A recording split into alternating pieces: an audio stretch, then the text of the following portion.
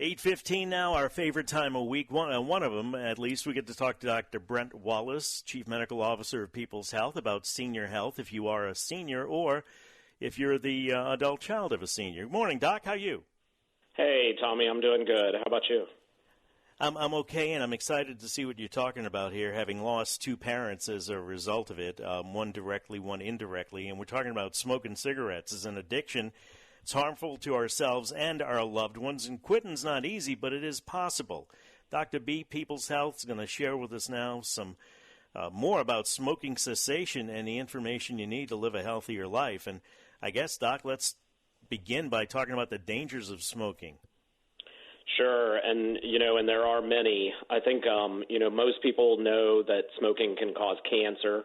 It can actually cause a lot of different types of cancer, but a lot of people don't realize that it can also cause chronic diseases, and that can include anything from stroke to gum disease, heart and lung disease, even premature wrinkling of the skin, and for men, erectile dysfunction. So it has a pretty significant impact on you personally. The other thing, though, that's important is that your smoking also can affect the health of your family and friends.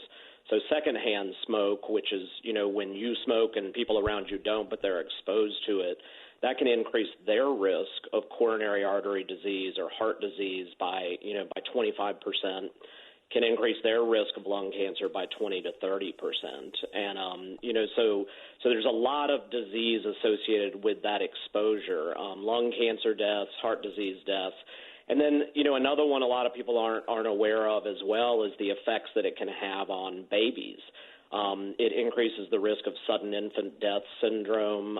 It actually increases the risk of low birth weight babies and even preterm deliveries. So it's got a significant impact on you and everyone around you.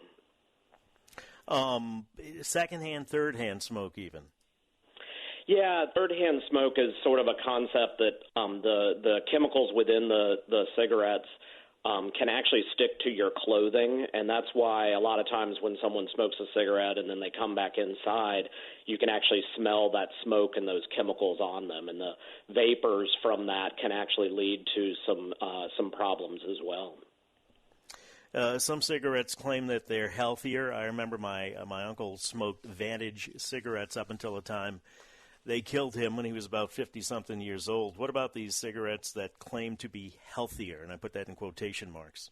Yeah, don't buy it.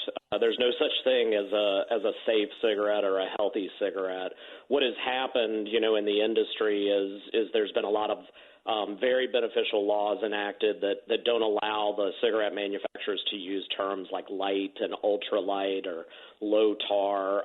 So they've had to shift their marketing a little bit to say smooth or mellow and use certain colors, silver and light blue to make people think that the cigarettes are more mild. But they don't actually have any reduced risk to your health at all. All cigarettes can cause all of these problems that we're talking about.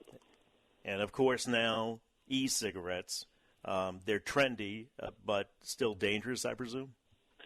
Yeah, so e-cigarettes are interesting. They're electronic devices that create a vapor that mimics smoking.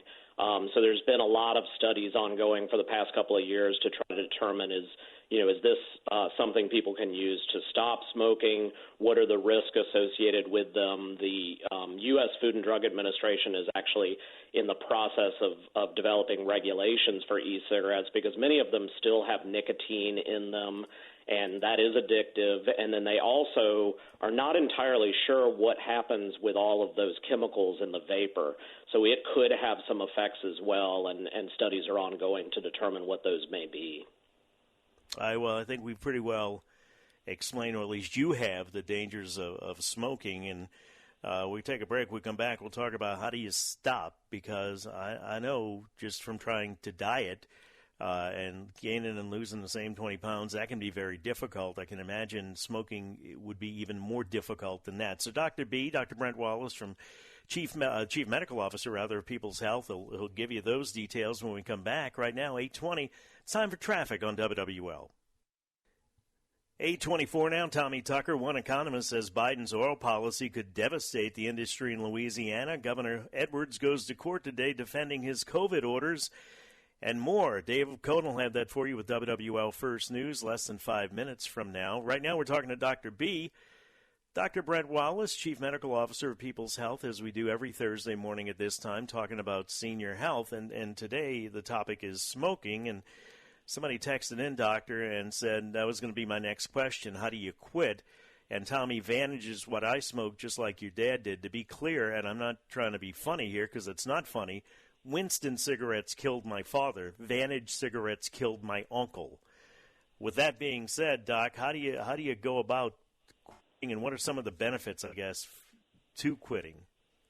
Yeah, quitting is very difficult for people, but almost immediately you will be healthier. You'll breathe easier, food tastes better. Some of the other things I talk to my patients about, though, is just how much money you'll save. And money is usually a good motivator, but cigarettes are very expensive, and if you add up the amount that you're spending on that habit, you'll have a huge savings that you could use to pay off bills or maybe go on a vacation.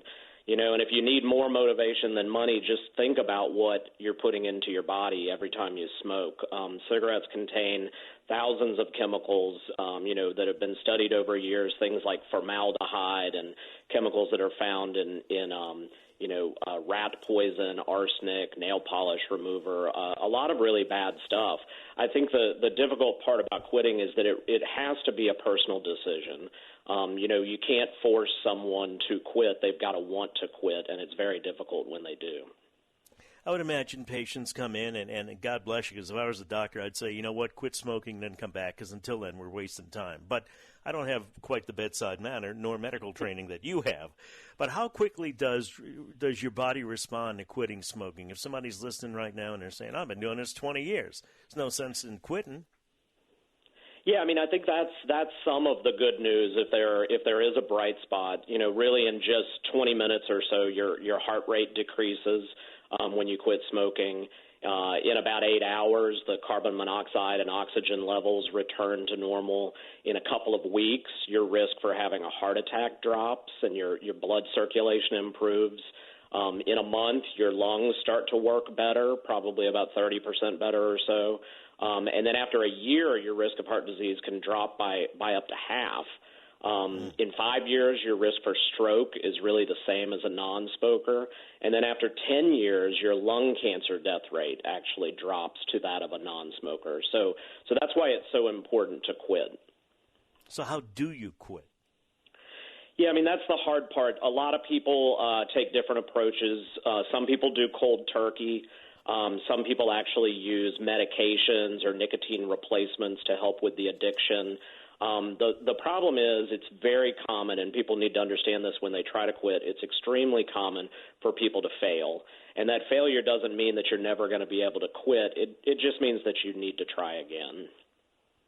And some tips for people who want to quit? Yeah, I think the best way to do it is you've got to get rid of all tobacco in the house. So you've got to throw out the cigarettes so that you're not tempted to use them. Some people, really spend a lot of time trying to identify all of these reasons that they want to quit, write them down. That can provide some motivation. But one of the other things, too, is you have to really kind of take inventory of activities that cause you to want to smoke. So for some people, that may be drinking. So you may need to cut back on your drinking, going to bars, being around other people that smoke. Those are all things that can be triggers for you, and so you want to try to avoid those. And then you can definitely talk to your doctor about certain over-the-counter or even prescription treatments that may help you to quit smoking. And there is help available. Yeah, definitely. In Louisiana, we actually have the Smoking Cessation Trust, which is it's a large fund of money for anyone who started smoking cigarettes before September of 1988. They can qualify for counseling. They can qualify for help with paying for medications, and it can really help you to quit. So it's something you definitely should look into. It's called the Smoking Cessation Trust.